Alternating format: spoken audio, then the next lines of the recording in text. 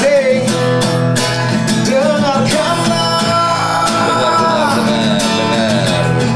Nikmati saja. Nikmati pasti nikmati, tenang aja. Ini lagu. Gua tahu lagunya nih, lagu apa gua tahu aja. Sopa Iya kan, Sopa Panas kan. Sopa panas, bikin gemas. Sopa panas, bisa mengganas. Aduh, sama amat bisa mengganas. Ada yang jatuh tuh. Jangan cemas, sopa panas, jangan lemas. Oh, sopa panas. Aduh, mentang-mentang panas, lagunya Soal Panas. Ya udah deh, mau diapain, emang lagi panas ya. Lagi panas, Pak? Ya, rambut agak turun nih. Hah? Udah mulai sore, Pak. Kacamata ganti nih putih. Iya, Pak. Udah mulai Tadinya sore. hitam. Hah? Kalau makin sore kan makin gelap, jadi harus Gitu ya. yang terang-terang. Kaos ganti ya, kaos nggak ganti? Enggak. Enggak ya. Ini aja, Ini mau di sini bertiga apa narasumber Biasa sama aja. mau istirahat? gak mau ganggu. Nggak mau ganggu, oke. Kita balik lagi ya. Siap. Kaos kaki bagus nih warnanya. Ini kulit, Pak. Ayo, Pak, lanjut. Aduh, ini orang memang sudah diatur Ibu. Oke, assalamualaikum warahmatullahi wabarakatuh.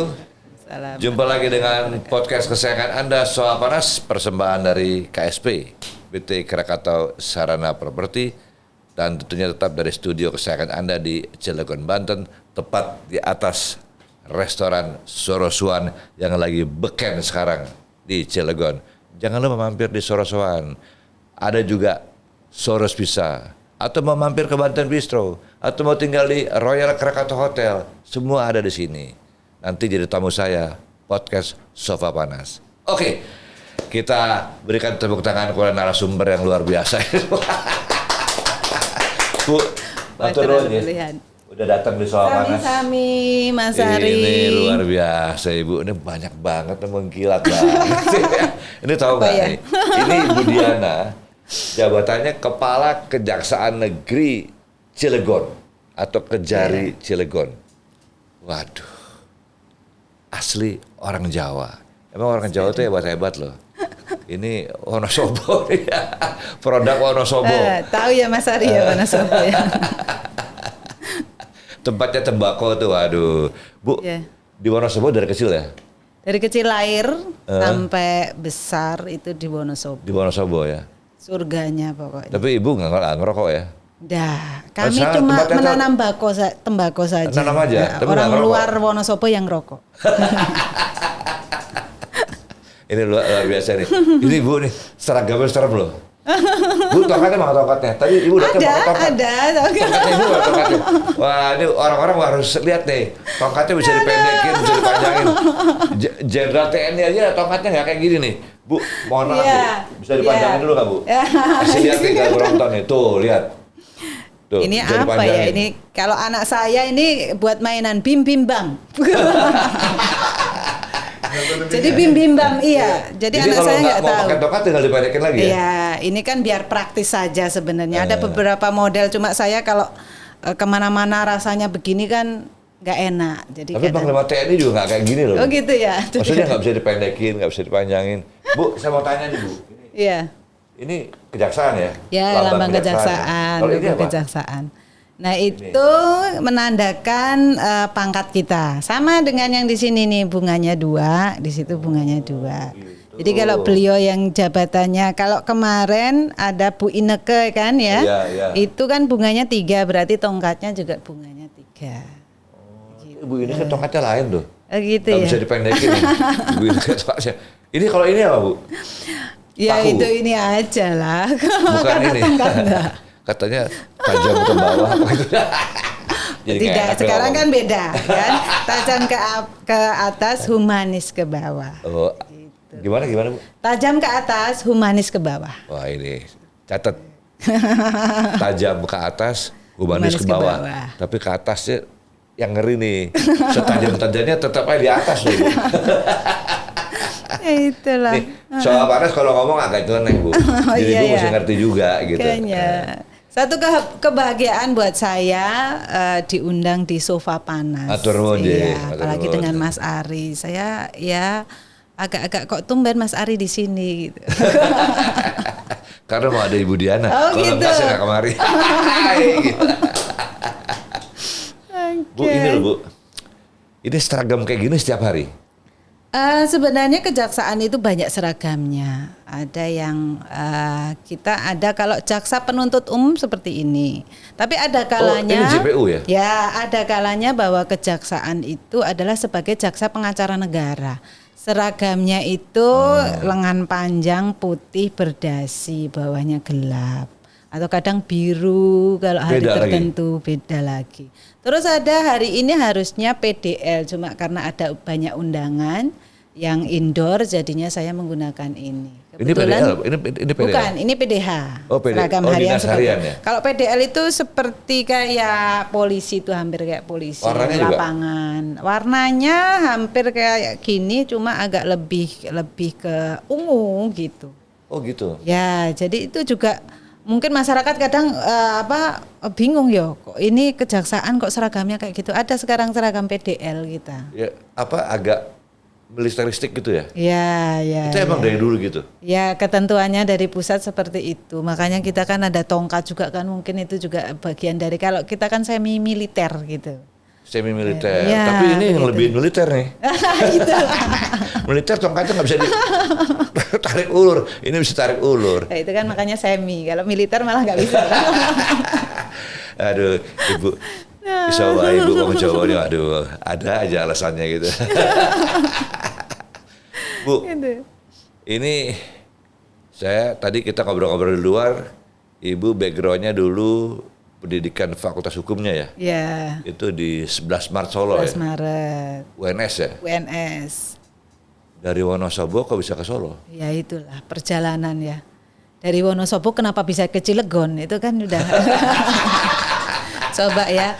Kalau yang tahu belum tahu daerah Wonosobo itu dinginnya luar biasa. Iya, dingin banget. Daerah dataran tinggi. Dingin banget. Tiba-tiba harus bertugas di pantai panasnya seperti itu. Iya. Kan? Makanya Ini Ibu dari Wonosobo, ya, transisinya Solo, Solo. panas-panasnya Cilegon gitu. Ya, itulah makanya kan.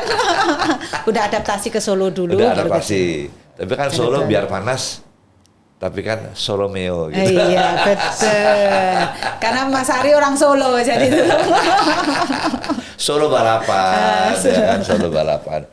Bu, ini ngomong-ngomong soal kejaksaan ini kan, sekarang ini kan hukum nih lagi jadi topik deh Iya.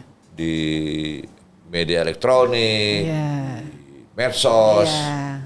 Wah, persoalan yang menyangkut hukum tuh, waduh, dari boleh yang paling top sampai yang paling gak top juga Iya. jadi, saya jadi susah bedainnya nih, yang Iya. top yang mana, yang bikinan yang mana gitu.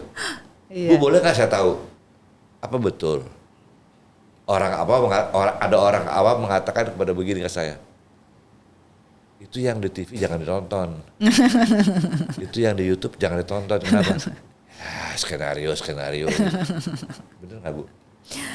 Ya, dalam kondisi tertentu ya, konten-konten tertentu memang itu kadangkala kalau kita telusuri tidak benar. Oh gitu ya? Ya, tetapi kalau yang disampaikan kayak persidangan itu memang fakta sebenarnya, kan banyak media juga yang meliput. Perkembangan hukum sekarang kalau saya melihatnya malah saya agak bersyukur karena apa? Ketika ditayangkan di media, ini kan pembelajaran bagi masyarakat juga untuk mengetahui tentang hukum itu seperti apa, gitu kan. Kemudian pada saat persidangan ada kehadiran kejaksaan di situ. Intinya itu juga untuk mensosialisasikan peran kejaksaan di situ. Orang sekarang jadi tahu, oh ternyata di sidang itu ada jaksa. Gitu kan, selain kalau sebelumnya mereka taunya kan hakim gitu kan, oh ada jaksa di situ, kehadiran jaksa. Jadi kita bersyukur dengan fenomena sekarang, dikit-dikit hukum lah ya, dikit-dikit hukum. Makanya kemudian kejaksaan sebenarnya ada satu program yang namanya restoratif justice, biar mengedukasi masyarakat. Sekarang kan berselisih sedikit dengan orang langsung larinya ke hukum.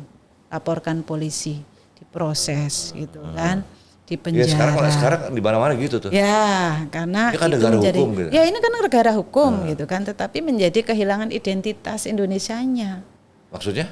Kalau dulu ada perselisihan kan dimusyawarahkan dulu. Oh iya, Gitu itu kan. Indonesia banget Nah, itu. Indonesia banget. Win-win solution. Solusinya apa? Biar harmonis kembali. Sekarang tidak. Nggak suka sama orang dilaporin. Ini di penjara nanti. Karena kalau hukum itu kan hitam putih ya, nggak ada abu-abu kan. Begitu terpenuhi unsur-unsurnya, misalkan dia menghina, oke menghina. Habis itu di penjara karena terbukti, gitu kan. Ini yang dihina ini nanti suatu saat keluar pasti akan balas dendam. Ya gitu. Oh, kapan besok aku keluar, aku mau bikin masalah, gitu kan. Akhirnya adanya pembalasan. Wah, habis keluar, yang tadinya melaporkan masuk penjara. Pasti ada momen-momen yang dimana itu melibatkan dua orang berantem, pasti dua-duanya. Jadi benar saya setuju tuh Bu. Emang Iya. semangat keindonesiaan tuh ya itulah musyawarah itu ya. Makanya. Kekeluargaan tuh. Nah, ini ada kaitannya dengan program saya, gitu kan. Jadi semangat Pak Jaksa Agung dalam membentuk sebuah program restoratif justice yang artinya mengedepankan kepada pemulihan kembali ke keadaan semula dengan perdamaian, kemudian setelah dilakukan perdamaian dipulihkan kondisi semua, kemudian perkara itu tidak diproses. Perkara itu dihentikan, keharmonisan masyarakat pulih kembali. Itu otomatis mengatasi permasalahan yang ada sebenarnya di masyarakat. Kemudian berikutnya adalah juga mengatasi akhirnya kalau dikit-dikit polisi, dikit-dikit diproses, penjara penuh. Iya pasti. Nanti Mas Ari lihat mana ada penjara di sini yang nggak penuh, betul. semua over capacity. Karena itu tadi dikit-dikit di penjara, dikit-dikit penjara. Makanya kemudian dengan program restoratif justice, perkara tidak diproses setelah tadi saya sampaikan syarat-syaratnya. Tentunya perkara yang memenuhi syarat-syarat tertentu gitu. Jadi Tidak semua perkara diproses. tidak semua perkara itu bisa dihentikan melalui Lagian restoratif itu juga justice. ngabisin kertas ya. Iya, itu kan makanya ya itu juga anggaran memenjara. Coba sekarang bayangin kalau memenjarakan orang itu uang negara banyak itu dihabiskan di Pasti. situ. Makan dia di tahanan, belum proses Kalau hukumnya, sakit, belum proses hukumnya. Waduh. Maling mungkin 3 juta, tapi anggaran negara keluar lebih dari 3 Pantesan juta. teman-teman saya yang pada brengsek tuh di penjara. Aduh, kenapa? Enakan di penjara. Gue males sih keluar lagi. Ya, sehari makan 3 kali gitu kan. Nah, itu akhirnya menginspirasi kami untuk juga kita membuat program yang kemarin baru diresmikan oleh Pak Kajati tanggal 3 April ini. Saya baru 1 bulan melaksanakan tugas, saya sudah membuat inovasi terkait dengan RJ. Jadi program RJ itu kemudian pimpinan kita memerintahkan untuk membuat rumah perdamaian, namanya Rumah Restoratif Justice di setiap kabupaten ya. Nah, sementara di Cilegon itu hanya punya 1 rumah RJ. Rumah RJ itu yang fungsinya untuk perdamaian kalau ada masyarakat berselisih, untuk menyelesaikan yang sudah terlanjur diproses di kejaksaan, untuk dihentikan prosesnya adalah dilakukan di rumah RJ. Bu, ada sosialisasinya nggak? Ada, iya. RJ itu? RJ ada sosialisasi, makanya kita publikasi, kita juga nanti minta bantuan dari Sofa Panas ini untuk mempublikasikan. Nah itu. Kenapa kita kolaborasi? Keren boleh tuh. Keren. Dan ini ada lagi 1 perkara yang sedang kita mau hentikan penuntutannya melalui program RJ. Jadi karena Cilegon itu hanya punya 1 rumah RJ, makanya kemudian saya berinisiasi, kenapa kalau kita tidak bikin rumah RJ secara virtual?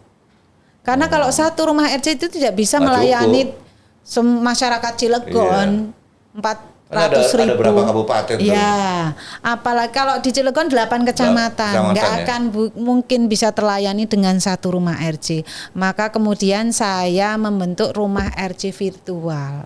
Nah, sekarang masyarakat kan sudah nggak asing lagi dengan HP, dengan aplikasi dan sebagainya. Makanya tinggal klik link di HP masyarakat bisa langsung terhubung dilayani. Benar tuh Bu, saya setuju Bu. Karena kan masyarakat juga nggak tahu perkara mana yang pantas dibawa ke hukum, mana yang secara musyawarah aja deh gitu. Iya. Dikit-dikit Iya. anak ayam hilang bawa ke pengadilan ya Itulah nggak makanya. aja. Ya kan gedean ongkosnya mana Iya. ayamnya gimana sih? Itulah. Ya, itu Dan teman saya saya juga gitu memahami. tuh Bu. Dia burung parkit itu hilang. Ke pengadilan. Saya bilang ngapain sih burung parkit hilang aja ke pengadilan. Nah itulah ya. Iya. Sekarang fenomenanya kan seperti itu. Dikit-dikit dilaporkan polisi, dilaporkan Tuntut polisi. dong gitu kan. Nah itu makanya. Apa tuntut-tuntut aja nih. Nah, kami juga memahami kadang aparat desa yang ada di masyarakat yang lebih dekat dengan masyarakat juga bingung. Kadang kalau didamaikan sama mereka, alah Pak Kades itu tahu apa, Pak Lurah itu tahu apa, emang tahu hukum gitu kan.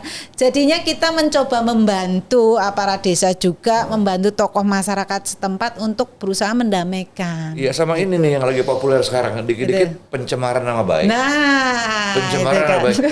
Apaan sih pencemaran nama baik? Kan bercanda tadi Toto dia. Lu jangan gitu loh. Ini pencemaran, Ini pencemaran nama katanya. baik, Ya, kan kita gitu lagi kan. bercanda katanya. Ya gitu. kadang itulah ya, karena hukum itu kan sebenarnya dinamis kan, sesuai dengan kebutuhan. Ketika banyak pencemaran di sosial media muncul, kemudian penegakan hukum di bidang itu. Nah gini Bu, saya ingat nih, saya ada pernah, ini yang ngalamin saya, kebetulan Iya. saya sendiri. Ada satu kasus dibawa ke pengadilan di Jakarta tapi. Iya. Saya dipanggil panitranya. Iya. Pak, damai aja deh. Males nih kenapa? Perkara kecil. Saya bilang, Nah, yang ngadu bukan saya loh Bu, yang Iya. ngadu kan yang satu lagi tuh. iya. Saya sih nggak ngadu, saya dipanggil. Iya. Ya bilangin deh. Saya males sih ngurusinnya perkara apaan sih katanya. Itu Dulu boleh kayak enggak gitu. bisa. Hah? Dulu kita belum ada program kejaksaan, belum ada kepolisian juga belum ada, pengadilan juga belum ada. Jadi semua perkara yang sudah dilimpahkan ke kejaksaan selalu harus berakhir dengan putusan di pengadilan. Oh gitu. Ya, kecuali perkara sudah pernah disidang Apalagi kalau atau perdata meninggal lama banget gitu kan. Waduh, kalau perdata lama sekali. Lama banget ya, saya kalau perdata puyeng kepala dibolak-balik habis Sampai puluhan diongkos. tahun malahan kan. Iya. Ya. Iya kan? Nah itulah karena namanya proses peradilan itu kan sebenarnya menyita banyak waktu, materi, banyak ruginya. Nah, itu. kalau formasi di pengadilan itu selain hakim, Ya, JPU, ya. apa lagi ya? Ada terdakwanya tentunya kalau Terdakwa, pidana. Kemudian penasihat hukum kalau dia menggunakan masing-masing penasihat pihak, hukum, ya masing-masing pihak. Ada penasihat hukum. Itu, iya. Oke, itu antara hakim sama JPU itu berdiri sendiri ya? Sendiri. Kalau hakim itu induknya adalah Mahkamah Agung, kan? Oke. Ya kalau kami di Kejaksaan RI. Beda-beda, Pak. Dulu Yang gedungnya kebakar tuh. Ya, sekarang udah dibangun megah, sudah keren sekali. Mas Ari harus lihat di sana Itu itu. gedung kejaksaan bisa kebakar nggak ngerti saya. Hilang dong dokumen-dokumen Bu. Ada backupnya. Kita kan sudah mulai kejaksaan digital, jadi selalu aman, Oh, sekarang tersebut digital semua ya? digital. Makanya kita juga bikin inovasi juga secara digital.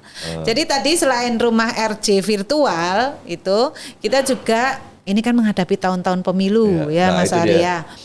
Tahun-tahun pemilu kita ada perannya itu banyak sebenarnya ya. Kita ada di dalam sentra Gakumdu yang antara Bawaslu dan kepolisian juga ada kita perannya. Nah, kita membuat poskonya biasanya manual itu di kantor kita gitu kan, tetapi ya seperti tadi melayani 8 kecamatan dengan apalagi tindak pidana pemilu itu cepat. Ya, Iya.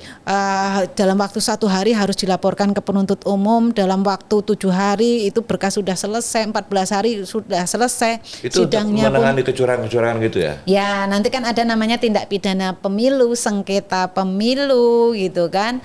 Kemudian ada pelanggaran administrasi. Nah, kita juga membentuk yang namanya posko pemilu virtual. Nah, kayaknya Kejaksaan Negeri Cilegon lebih siap menghadapi pemilu daripada penyelenggara pemilu. Karena sebelum ada posko pemilu virtual, kita juga sudah menerbitkan buku saku pemilu. Isinya adalah tentang jadwal persiapan pemilu, sejarah pemilu pun ada, sejarah pemilu di Indonesia, kemudian peran kejaksaan baik selaku penuntut umum maupun selaku jaksa pengacara negara. Di situ Tapi ada ngomong-ngomong pemilunya jadi nggak sih? Ya, kita ikutin saja ya. Ini pertanyaan goblok-goblok. Yang penting kita ini. siap ya, kan. Soalnya Gitu isunya di Jadi luar. nggak jadi, kejaksaan sudah siap Soalnya mensukseskan gitu Bu, pemilu. ini saya bener saya kan di sini wah. Itu dia. Ada yang bilang diundur, ada yang bilang Iya, kalau kemarin dengerin putusan banding tentang terkait pemilu, kan itu intinya menolak ya. ya. banding. Yang Jakarta Pusat tuh ya. Ya, kita ikutin saja lah ya, gitu. Itu saya juga bingung tuh. Nggak diterima katanya. Aduh, kali ini bingung saya nih. Ada aja nih gitu. Itu nggak bukan skenario ya? Ya, tidak lah, tentunya tidak. Ibu sih merahasia nih. Jangan bikin rame lah gitu ya. Enggak lah, masa ya. Politikus kan jago-jago. Bu. Kita tidak berpolitik. Loh, bukannya kejaksaan bagian dari. Ya, tetapi kali kita kan di posisi yang netral. Menurut Gitu. Ibu ya? Ya enggak lah, menurut institusi. Saya paling ngeri Bu, Iya. kalau udah soal-soal konspirasi tingkat tinggi itu, ini mana yang bener sih gitu loh. Jadi itu saya nggak cocok di politik. Iya. Gitu. Cocoknya di kayak gini aja lah ya. Kayak gini aja udah Benar, tidur Mas enak Ari, gitu kan. betul Mas Ari. Ya kan? Nah, ngeledekin orang malah kan, ngeledekin sudah ada ibu ahlinya. sekarang kan. Bercanda sama ibu gini kan. Coba yang Ya. kalau di kantor ibu saya berani gitu.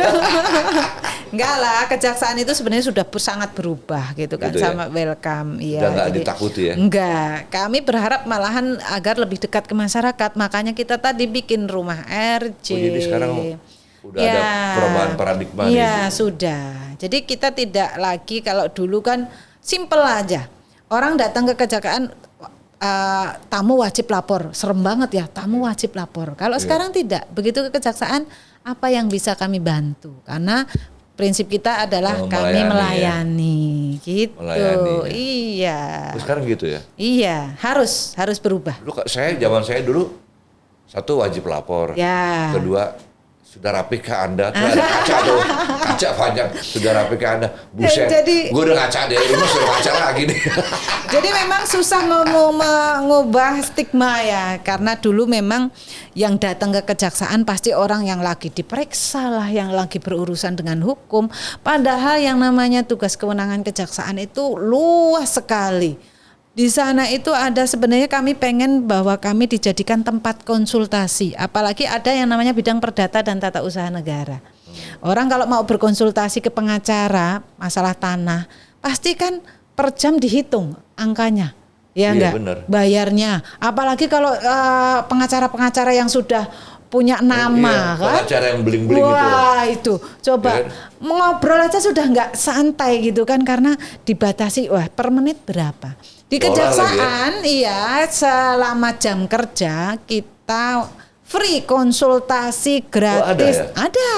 Namanya pos pelayanan gratis. Ada juga Loh. kita di mall pelayanan di Kota Cilegon, ada di Pemkot Cilegon itu.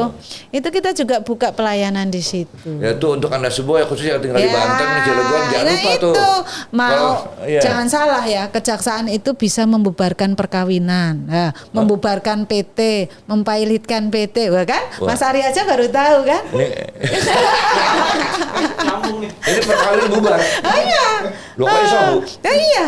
Jadi Tapi ada, ya, Bu. ada perkawinan yang memang tidak sesuai dengan hukum negara kita, ya, tidak sesuai dengan undang-undang perkawinan, atau misalkan yang di daerah Jawa Barat ada yang perkawinan sejenis, itu kan belum belum bisa diterima di baik secara undang-undang maupun masyarakat Indonesia, meresahkan kemudian mengganggu ketertiban umum. Kita bisa mengusulkan ke pengadilan untuk perkawinan itu dibubarkan. Makanya hati-hati Mas Ari. Oh gitu, Ya? ini yang mesti Iya. hati-hati nih. Wah, ini Ya, nggak hati-hati boleh. loh ya. Ini wah, ini ada tanda-tanda sih. Ya, itu.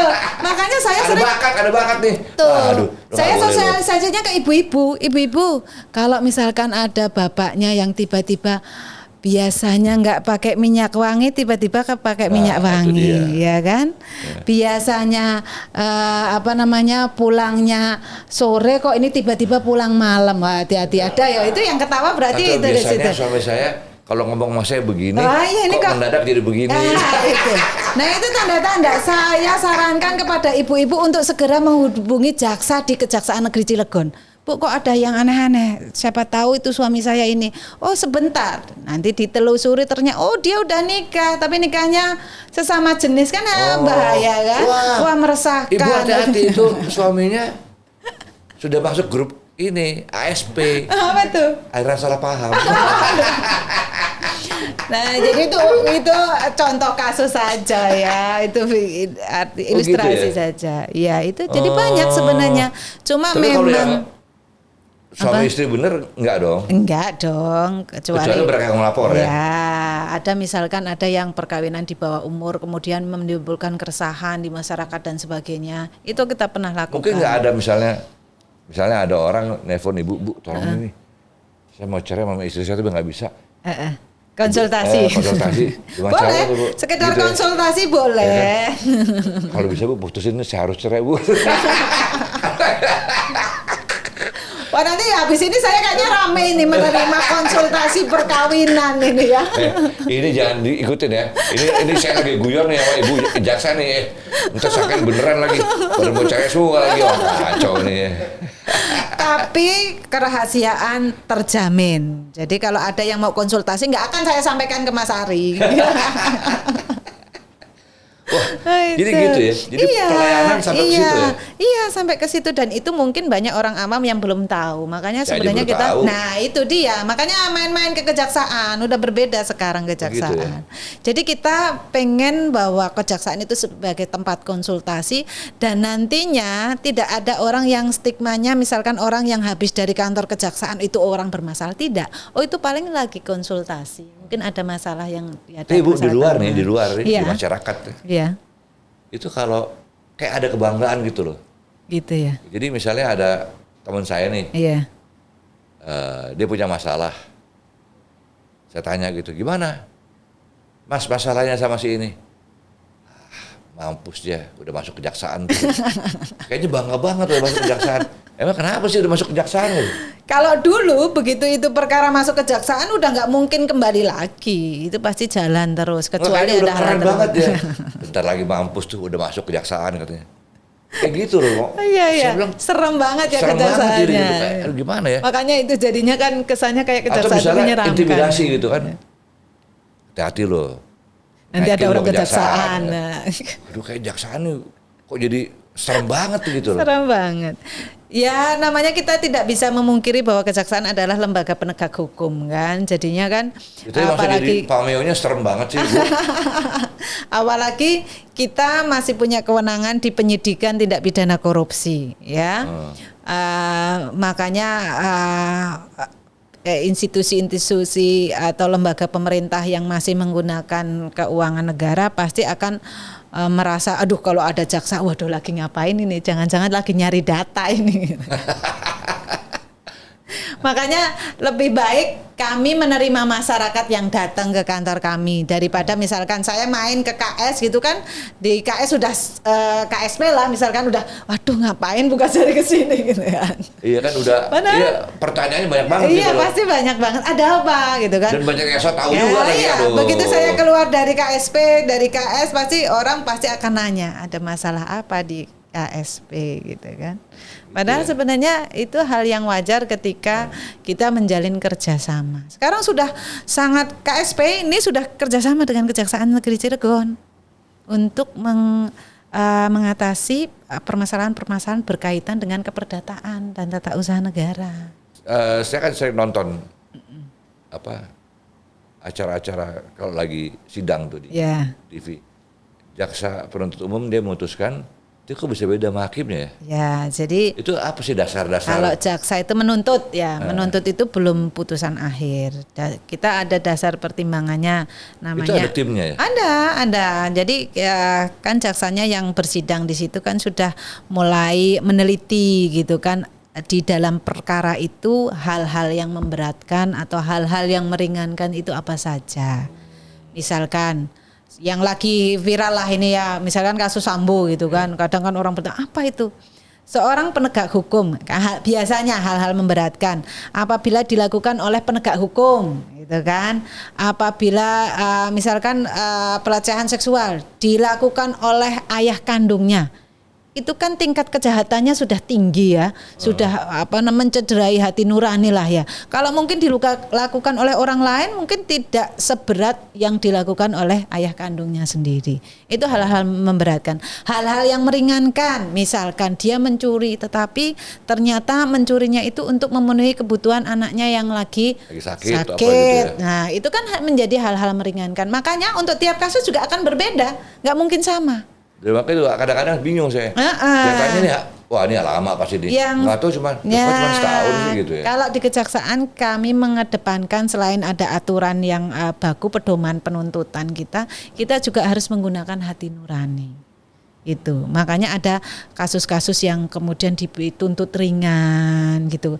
Ada yang kemarin di Kerawang yang viral yang istri melaporkan suaminya dituntut, akhirnya kan dituntut bebas kan, bahwa kan kejaksaan juga bisa menuntut bebas. Nah nanti hakim akan menilai apakah yang disajikan oleh penuntut umum itu bisa meyakinkan hakim. Ketika hakim yakin pasti akan sama, tetapi ketika hakim juga sudut pandangnya kan berbeda juga. Hakim nanti menilai, oh ini kayaknya justru harus lebih ringan lagi dari apa yang dituntut jaksa, maka kemudian dituangkan dalam putusan. Begitu. Ya kalau kita bicara hukum nih yang menyangkut kepada profesi jaksa sama profesi hakim, itu turut campur tangan atau cawe-cawe pemerintah itu dari aspek mananya ya? Kayaknya nggak ada deh. Kalau kita itu tidak ada kepentingan. Bahkan kita kan sudah sering, gitu. Ya kita sudah sering kalau di internal sendiri ya, kita kan sudah banyak jaksa-jaksa yang dipidana juga. Itu juga sama dengan yang lainnya.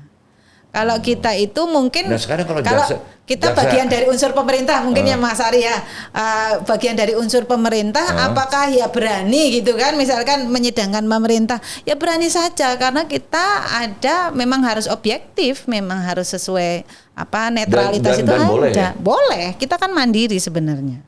Itu. Gitu ya. Kalau presiden juga boleh. Boleh kalau melanggar tentunya. Gitu. Tetapi semuanya itu berdasarkan alat bukti. Kalau dibalik Bu, gimana tuh? Presiden intervensi gitu Oh boleh? enggak ada. Atau pemerintah intervensi? Enggak ada ya. Enggak bisa ya? Enggak bisa, karena semua yang ada di persidangan itu berdasarkan alat bukti.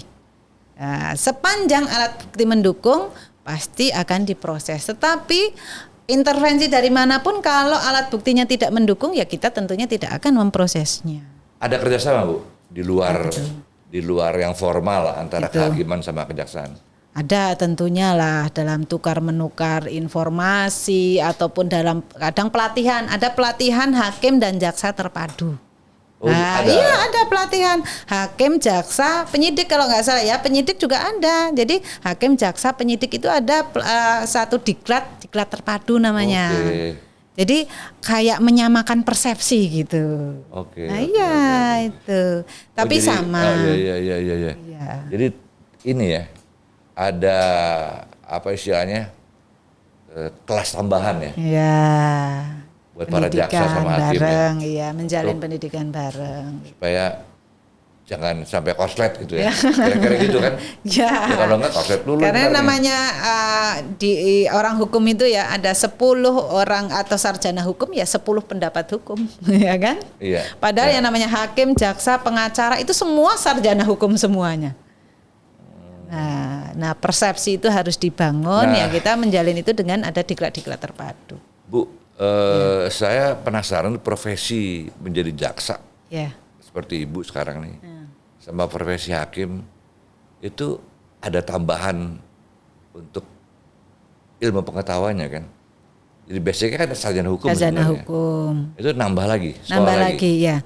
Jadi bagi teman-teman ini yang pengen jadi jaksa, lu promosi nih. Promosi ala Wonosobo nih. Teman-teman ya, bayangkan ya, saya Mas Ari tahu kan daerah Wonosobo, kaki Gunung Sindoro Sumbing. Ya, kaki Gunung Sindoro Sumbing itu kok bisa jadi jaksa gitu kan. Padahal di sana itu jaksa paling, setiap kabupaten itu jaksa itu kalau kayak Cilegon jaksa itu cuma 14 apa berapa jaksa itu sedikit, 15 sama Kajari. Oh gitu. Ya, iya. Kadang di daerah ujung sana, saya di daerah dulu pernah tugas di Buntok. Di Buntok, Buntok itu ada yang tahu Buntok? Nggak ngerti mesti. Tadi apa gitu. istilahnya Bu? Buntu dan mentok. Dia mentoknya doang dia, buntunya nggak mentok terus. Pernah nggak dengar namanya daerah Buntok, Buntu dan Mentok?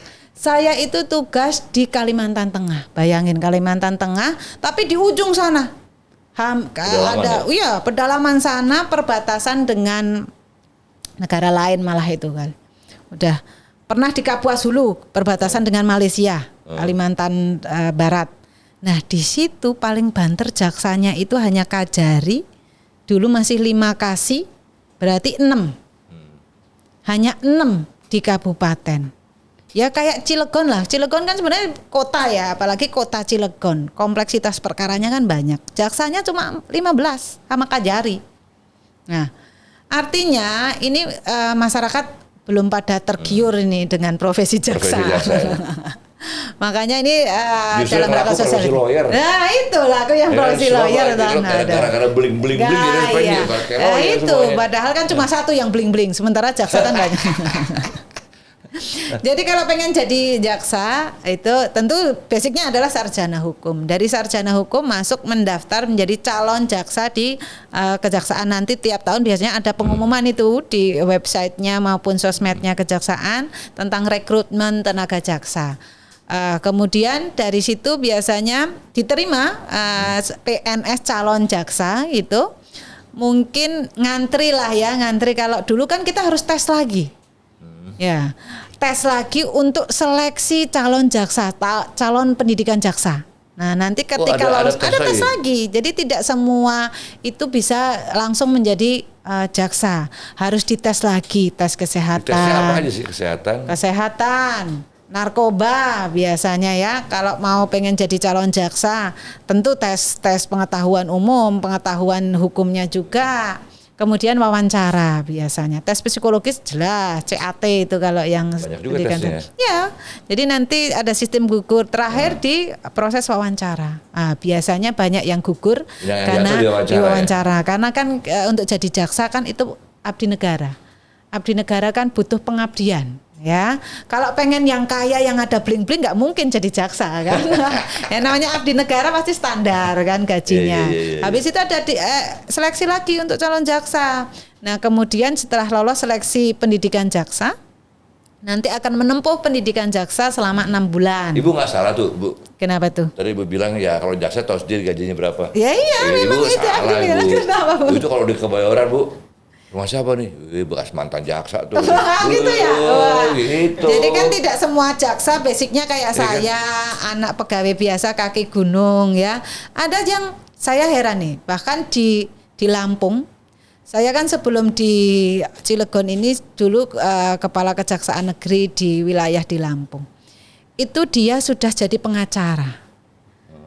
Gajinya cukup tinggi dong kalau pengacara. Itu gajinya itu hanya sepertiganya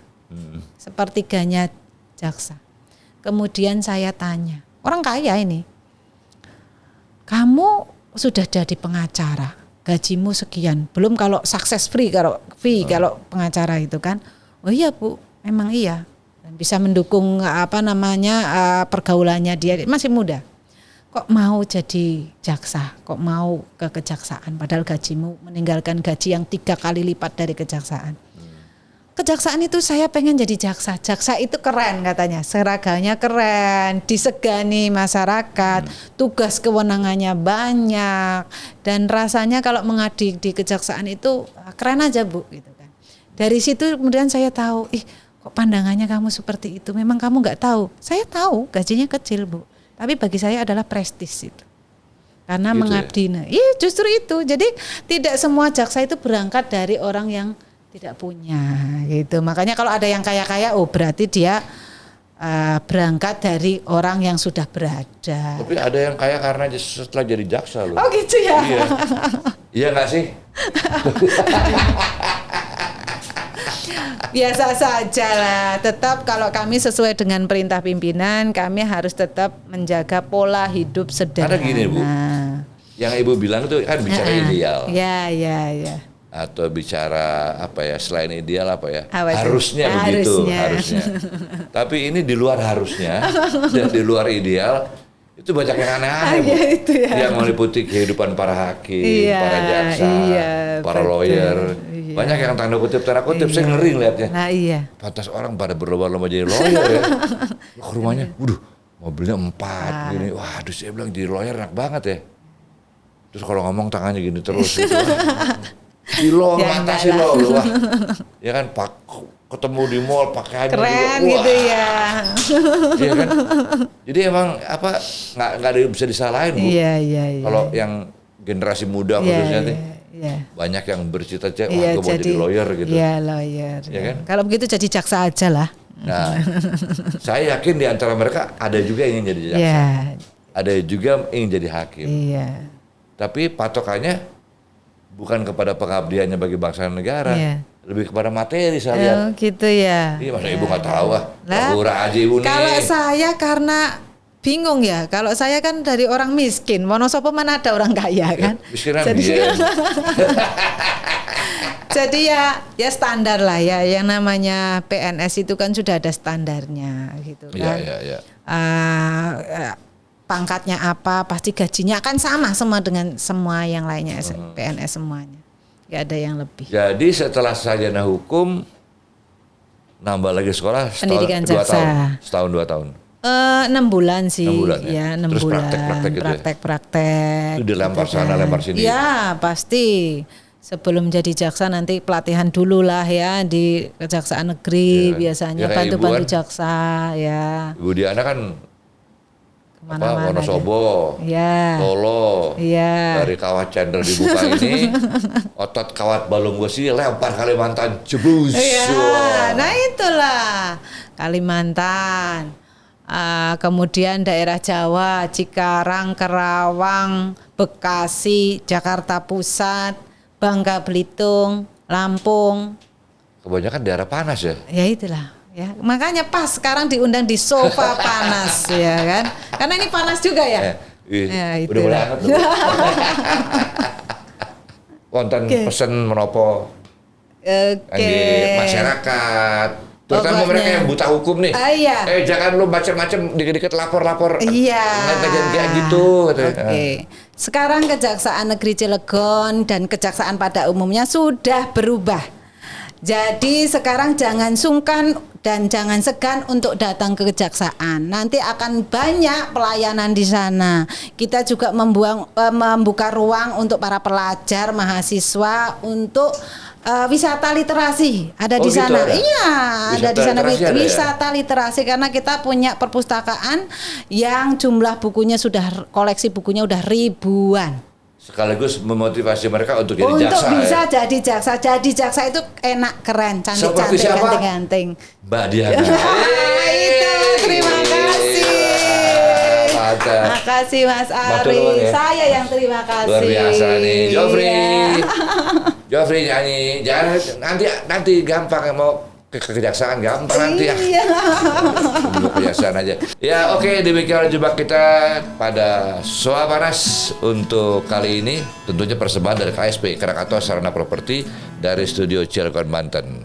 Saya Arif Sudarsono sebagai Bapak Geng. Assalamualaikum warahmatullahi wabarakatuh. Waalaikumsalam warahmatullahi wabarakatuh. Everybody say, Say.